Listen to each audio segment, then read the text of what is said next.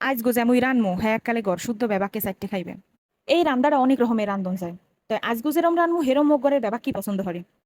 আজগো বট বুনো হটে আছি হেললে গিয়ে প্রথমেই একটা করের মধ্যে এককাল সুন্দর করে পরিমাণ মতো তেল দিয়ে লইছি। তো এই বুনবানিতে একটু তেল বেশি দেওয়া লাগে হেললে গিয়ে মুই একাল তেল আর পেঁয়াজ একাল বেশি পরিমাণে দিয়ে হালাইছি।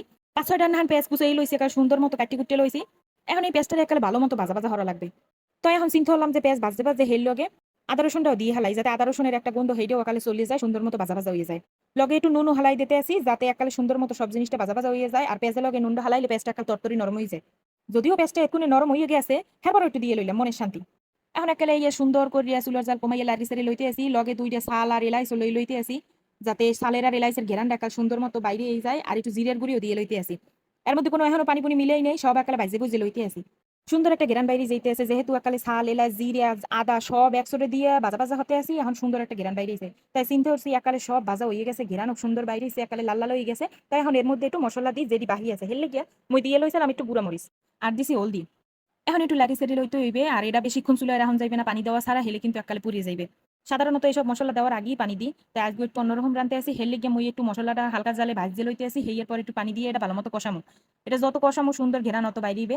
হেলে কি চুলের জাল কমাই একাল সুন্দর মতো লাড়ি সারি ভালো মতো লইতেছি উপর দিয়ে কাল তেলটা ভাসিয়ে ভাসিয়ে উঠতে আছে।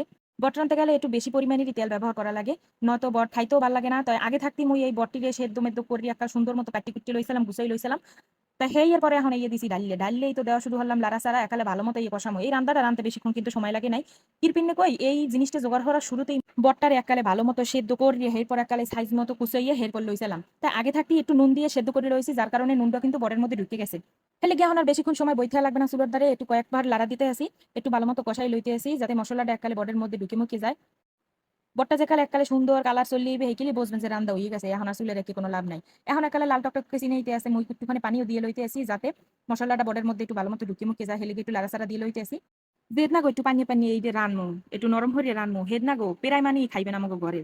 তাই আজকে চিন্তা করতেছি যেরম মতো রানমু বেবা কি খাই উঠবে এ আর একটুও থাকবে না অবশিষ্ট অংশ।